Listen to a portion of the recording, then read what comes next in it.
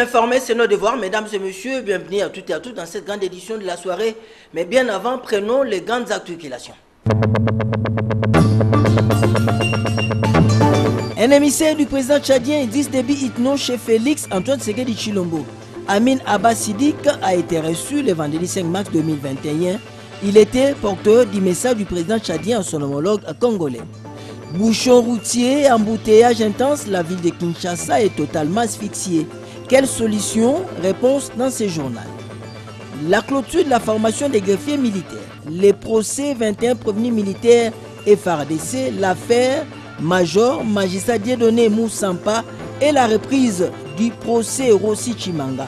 Tels sont les faits marquants des activités judiciaires militaires de la semaine.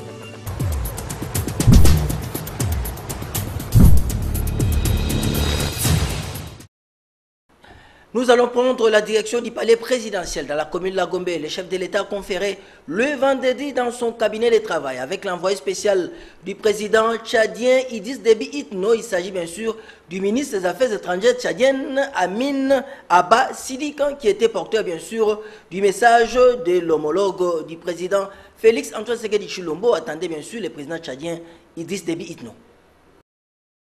Amin Abba Sidik, ministre tchadien des Affaires étrangères, a conduit une délégation auprès du chef de l'État, Félix Antoine Tshisekedi Tshilombo, à la cité de l'Union africaine.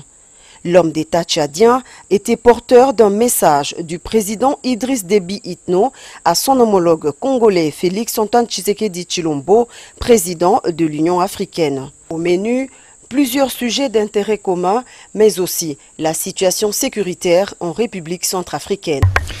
D'abord, les relations entre les deux chefs d'État sont des relations fortes.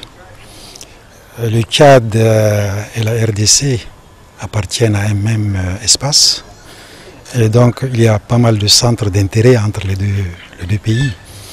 Des problèmes sécuritaires, des problèmes économiques, commerciaux et autres. Il y a des problèmes par exemple de paix au niveau de notre sous-région, par exemple le problème de la RCA. Et donc les chefs d'État se concertent pour que les frères centrafricains arrivent à trouver la paix. N'Djamena et Kinshasa entretiennent depuis plusieurs décennies des relations bilatérales en tant que pays appartenant à la même sous-région. Rappelons par ailleurs que les deux chefs d'État ont eu des entretiens par visioconférence en début de semaine, spécialement sur la sécurité en République centrafricaine et la candidature d'un des pays de la sous-région, notamment la République démocratique du Congo, le Gabon et le Tchad, en tant que membres non permanents au Conseil de sécurité des Nations Unies. Toujours au sein de l'espace présidentiel, le président de la République a pris ce vendredi 5 mars 2021 deux ordonnances. La première ordonnance porte sur l'organisation et le fonctionnement du cabinet du président de la République. Ces textes apportent un réaménagement des différents services de la présidence de la République. Parmi les changements figure la fusion des services de la presse et celle de la communication. Ensuite, on note la nomination de M. Eric Nindou comme directeur de la cellule de communication de la présidence de la République. Que des circulations en accordéon, des bouchons routiers par-ci par-là, c'est le triste tableau que présentent les acteurs de la ville-province de Kinshasa. Dans les dossiers qui suivent, José Moussangana Brandine Toumba nous parle de la problématique de la circulation ici dans la ville-province de Kinshasa. Kinshasa en proie à des bouchons routiers sans précédent. L'on pensait qu'avec la construction des sauts de moutons et l'arrivée de bus, la circulation serait plus fluide. Mais malheureusement, cela n'est pas le cas. Comme vous pouvez le remarquer, ici au mont en bas, sur le boulevard Lumumba à Limete, l'on constate des véhicules en accordéon. Comme solution, ces motards proposent la construction de routes secondaires. Ici, nous sommes à la 14e rue, c'est notre unique entrée vers Poilour. Si les autorités pouvaient ouvrir la 12e, 15e et 17e rue, ça pourrait désengorger et éviter les embouteillages. Donc le passage est partagé, l'embouteillage est balancé. Hormis la construction de routes secondaires, il y en a celles que l'on peut réhabiliter puisqu'elles existent déjà. C'est le cas de le dire avec la route Ntsanda qui va du quartier 1 dans la commune de Ndjili jusqu'à la province du Congo central. Dans ses ramifications, elle va aussi jusqu'à l'aéroport international de Ndjili.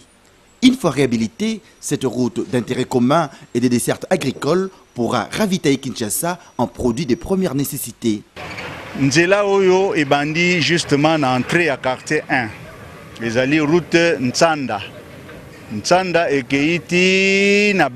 Nous avons besoin que le gouvernement puisse réhabiliter cette route qui, du reste, relie Kinshasa au Congo central. D'ici, on peut se partir jusqu'à l'aéroport international de Ndjili. Le gouvernement a la projet, programme, na budget ya neo soki batiaki angote ba mekakota la ba bongisela biso nzela ba annexer yango pote ba refaire nzela oyo. Même cas à Tchangou, où l'on enregistre des bouchons routiers à n'en plus finir. Le commissaire supérieur, colonel Pitus Jean-Pierre, en donne quelques explications. Nous sollicitons la bonne compréhension des conducteurs. Nous, on n'est pas des magiciens. On n'est pas magiciens.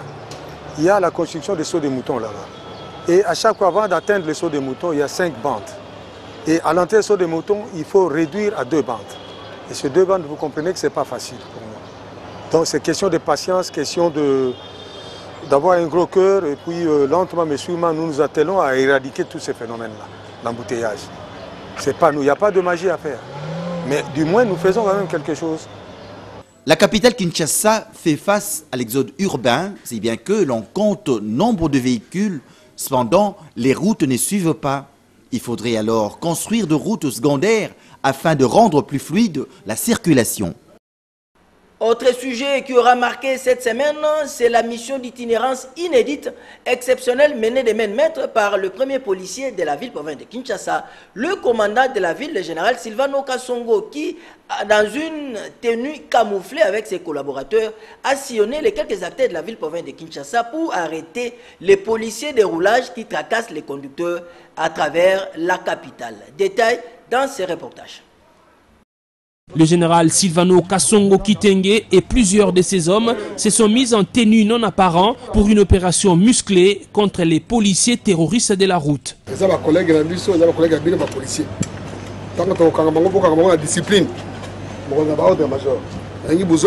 Briefing terminé, le commandant de la ville a embarqué à bord d'un minibus dédié au transport en commun pour passer inaperçu. L'objectif du chef de la police de la capitale est de faire ce que la population lui demande depuis un temps, c'est rendre compte personnellement de la terreur sémée sur les routes par les policiers des circulations routières et d'autres unités de la police. Mettre fin au phénomène roulage à la main tendue que les Kinois appellent Mbote Alikasu, cet acte de corruption voulu et entretenu par certains policiers des circulations routières et accepté par d'autres usagers de la route comme moyen d'éviter les ennuis avec les forces de l'ordre. Commencé par le boulevard du 30 juin qui est un des hauts lieux de la tracasserie routière à Kinshasa, le convoi camouflé de Silvano Kasongo est passé sur l'avenue de Poilour. Ici, les stress causés par les vols à l'arraché sont accentués par les tracasseries des policiers. Au lieu de réguler la circulation, ces roulages ont choisi de se transformer en agents percepteurs. Ils ont nié les faits, mais les images prises ont témoigné contre eux.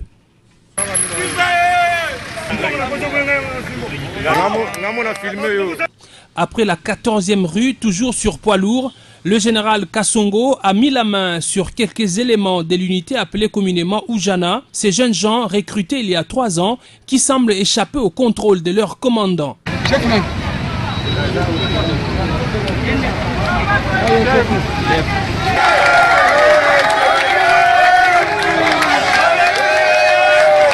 Déterminé à ramener de l'ordre dans sa juridiction, le commandant de la ville a par la suite pris la direction de la partie est de Kinshasa, au marché de la Liberté, à Pascal, à Kingasani-Asuka. Le général Silvano Kasongo a vécu des scènes dignes d'un Far West. Il y a même eu un roulage qui, piqué par on ne sait quelle mouche, a tenté d'arrêter et de rançonner le minibus à bord duquel s'est trouvé le général Kasongo.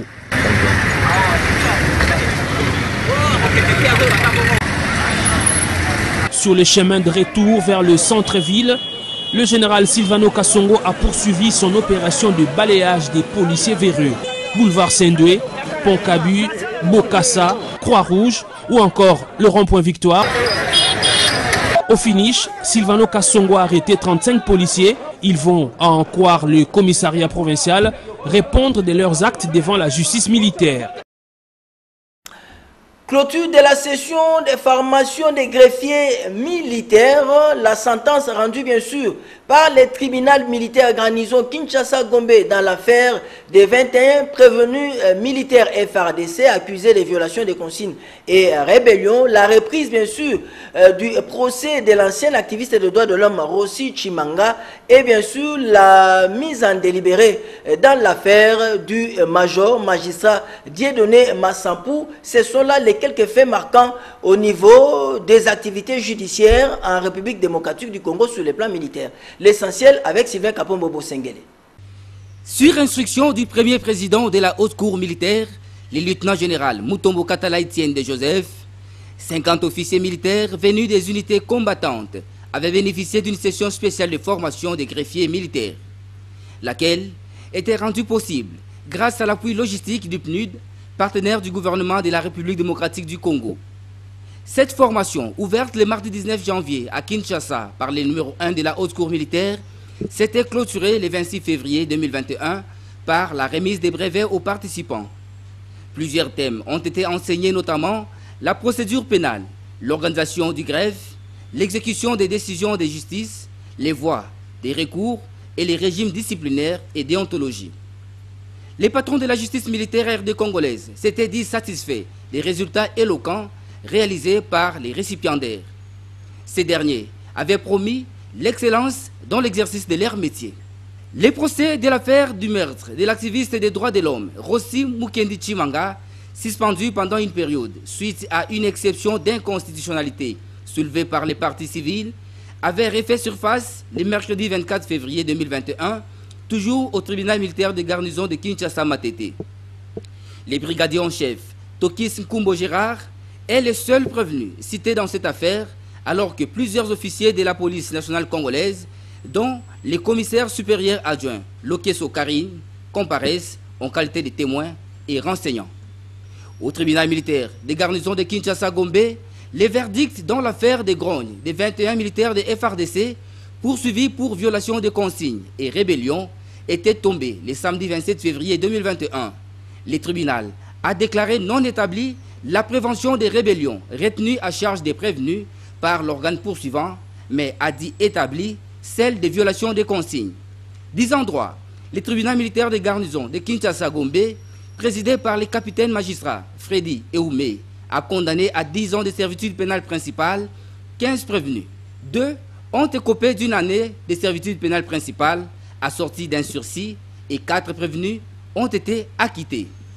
À la haute cour militaire, l'affaire opposant au degré d'appel, l'auditeur général ministère public près la haute cour militaire au prévenu major magistrat Dieudonné Moussampa Kabongo a été prise en délibéré le jeudi 4 mars 2021. L'organe poursuivant qui accuse les 10 prévenus des 3 préventions, à savoir évasion des détenus à la prison centrale d'Angenga, concussion et faux usage des faux, a requis 20 ans de servitude pénale principale à son encontre. Mais les avocats de la défense, eux, ont plaidé non coupables leurs clients et ont sollicité de la haute juridiction militaire son acquittement. Nous allons prendre la direction d'Mbandaka, bien sûr. Notre permanent sur place, José Mazao Soukouma, nous signale que 90 prestataires de santé des 3 zones de santé de Mbandaka sont formés sur l'enterrement digne et sécurisé. Organisé bien sûr par la protection civile, cet atelier a été financé par FHI 360 est facilité par les experts de la division provinciale de la santé. Détail dans ces reportages.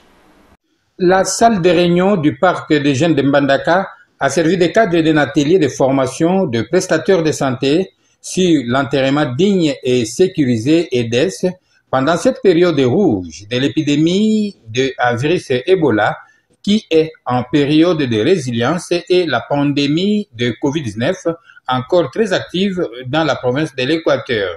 Cette session de 3 jours a regroupé 90 participants venus de 3 zones de santé, à savoir la zone de santé de Mbandaka, zone de santé de Wangata et de Bolengue. Selon les coordonnateurs provinciaux de la protection civile, Dieudonné Lembani, qui est aussi avocat au barreau de Mbandaka, organisateur de cet atelier, ces experts ainsi formés ont la mission d'appliquer les enterrements dignes et sécurisés et pour protéger la population de la ville de Mbandaka face à la contamination pendant les enterrements. Le partenaire FHI 360 qui est venu appuyer la protection civile et le ministère de la Santé a manifesté la bonne volonté et laissé une expertise à la province. Il y a eu une première phase de formateurs provinciaux dans le cadre des enterrements sécurisés. Voilà, nous venons de terminer la deuxième phase. On a doté un bon nombre de prestataires de soins de la province et les membres de la protection civile d'une expertise en ce qui concerne les enterrements dignes et sécurisés. Notons que ces travaux étaient financés par FHI 360 sous l'expertise de prestataires de santé publique, notamment des infirmiers et un administrateur gestionnaire, tous de la division provinciale de la santé Équateur. Commencée ce mercredi 3, cette session de formation de 3 jours a pris fin ce vendredi 5 mars 2021. De Mbandaka, nous basculons pour remonter d'un cran direction le Grand Nord de la République nature du Congo dans la province de l'Ituri. On va retrouver notre régional de l'étape, Tony Nzolambeso, qui nous présente l'état de délabrement très avancé du pont Ituri malgré le réaménagement effectué par le gouvernement provincial. Détail dans ces reportages.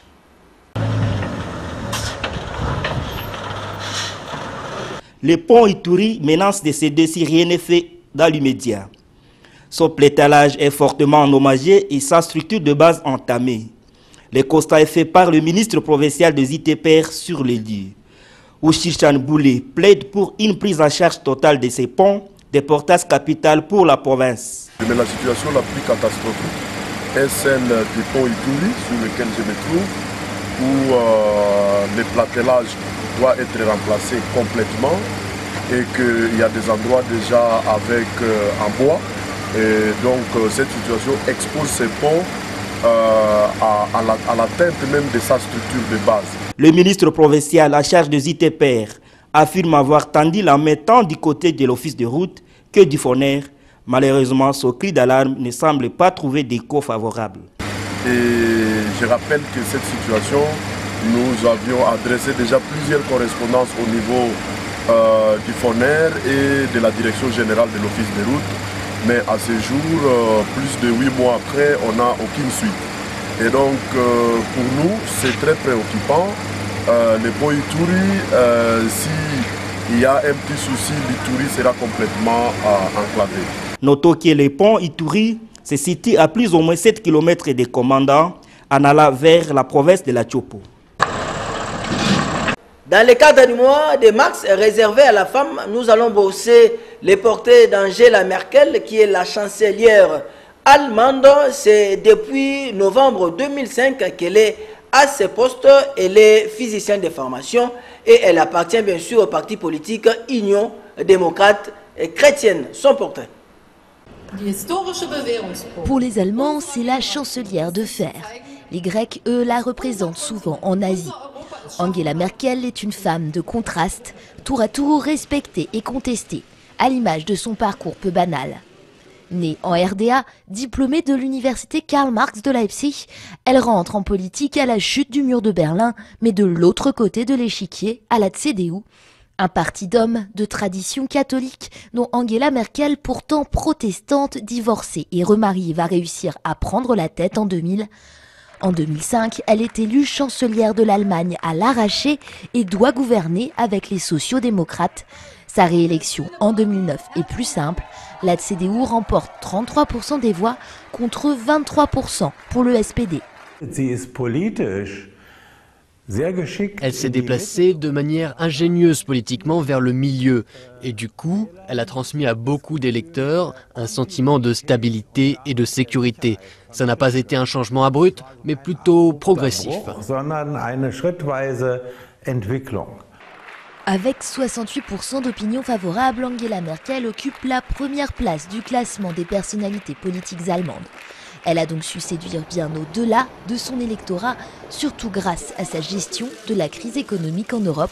Sa défense acharnée des politiques d'austérité plaît beaucoup aux Allemands, même si elle peut heurter à l'extérieur, tout autant que son grand dessein, l'union budgétaire européenne qui suppose plus d'Europe, mais aussi une stricte discipline budgétaire.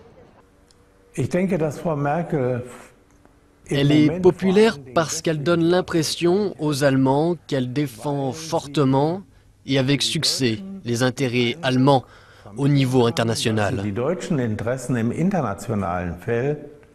Souvent moquée pour son style vestimentaire invariablement composé de tailleurs pantalons, la femme la plus puissante du monde, comme l'a consacré 6 fois le magazine Forbes, est connue pour la simplicité de ses goûts. Opéra et randonnée avec son mari sont ses activités favorites. Elle a même été photographiée récemment en train de payer ses courses, poireaux et vin blanc, à la caisse d'un supermarché.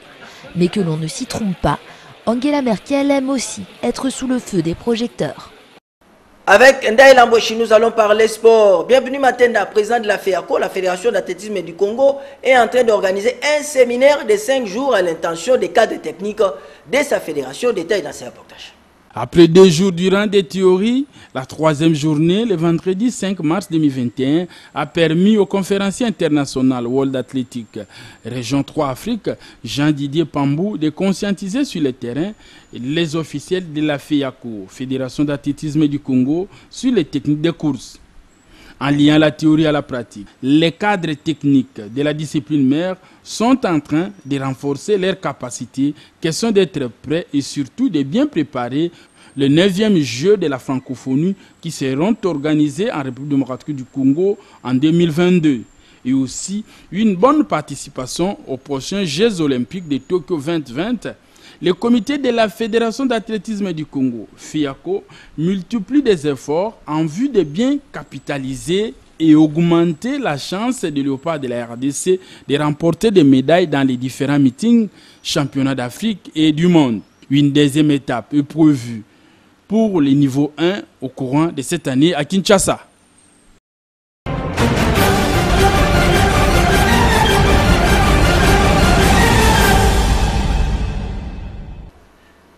Voilà, nous allons prendre en ligne notre confrère sénégalais Saïkou qui nous parle depuis Dakar, capitale sénégalaise, de la situation très difficile et trouble au niveau de ces pays, dû bien sûr à l'affaire Ousmane Sonko. Bonsoir et bienvenue Saïkou. Bonjour Papi Katazi, bonjour à tous. Voilà, la toute première question, nous savons que le 3 mars, l'opposant Ousmane Sonko, le député national, l'ancien candidat en 2019 au niveau de la présidence, a été arrêté par la police sénégalaise. Dites-nous, qu'est-ce qui se passe en cet instant au Sénégal? Bien sûr, il s'agit donc des manifestations un peu partout à Dakar, la capitale sénégalaise, et sur l'étendue du territoire national depuis l'arrestation de l'opposant Ousmane Sonko. Des populations se sont levées pour demander sa libération. Alors, depuis lors, des manifestants ont pris d'assaut les rues de Dakar et c'est le même cas aussi partout au Sénégal et même dans le sud du pays, à Bignona, où on a enregistré 2 morts et plusieurs blessés. Des magasins ont été dévalisés et incendiés pour dire que les dégâts sont énormes et la situation est devenue incontrôlable depuis quelques jours. Voilà, est-ce que nous pouvons savoir, chers collègues Saïkou, qu'est-ce qui est à la base de cette situation pour l'instant trouble au niveau de Dakar? On a parlé de l'université Cheikh Anta Diop et à travers quelques villes du Sénégal.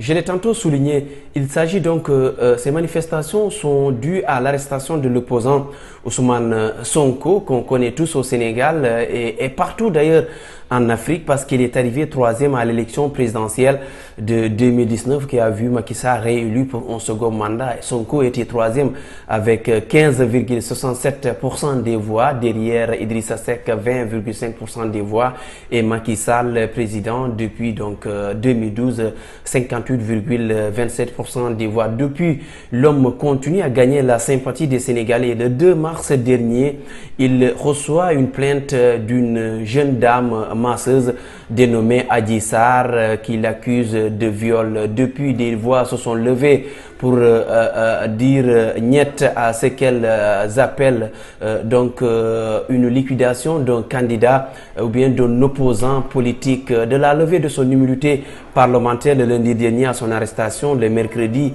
pour trouble à l'ordre public alors qu'il déférait à une convocation du juge du 8e cabinet.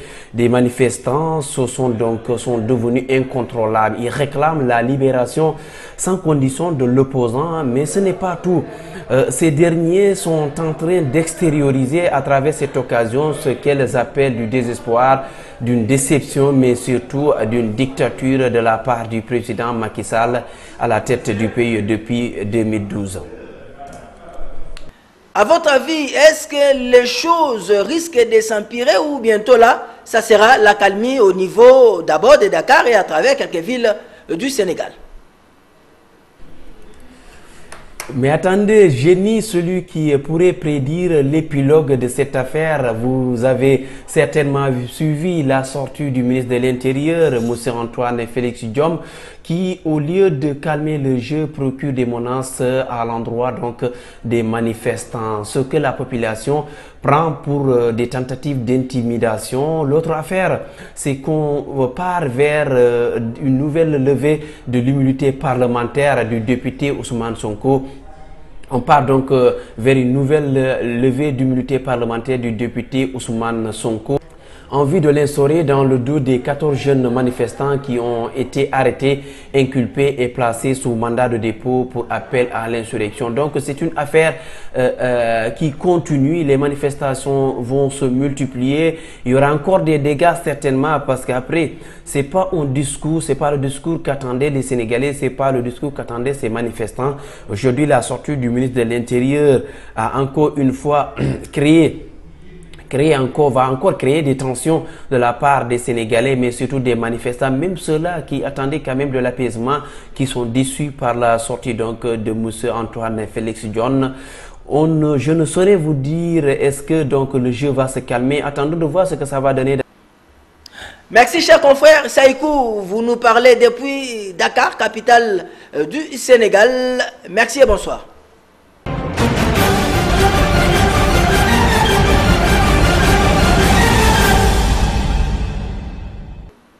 Fin de cette grande édition sabbatique depuis Kinshasa, capitale de la RDC, d'où nous émettons. Mais bien avant, prenons les rappels des titres.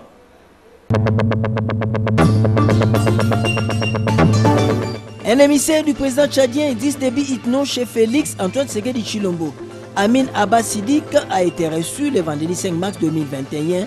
Il était porteur du message du président tchadien à son homologue congolais. Bouchon routier, embouteillage intense, la ville de Kinshasa est totalement asphyxiée. Quelle solution? Réponse dans ce journal. La clôture de la formation des greffiers militaires, les procès 21 prévenus militaires FARDC, l'affaire Major Magistrat Dieudonné Moussampa et la reprise du procès Rossi Chimanga. Tels sont les faits marquants des activités judiciaires militaires de la semaine.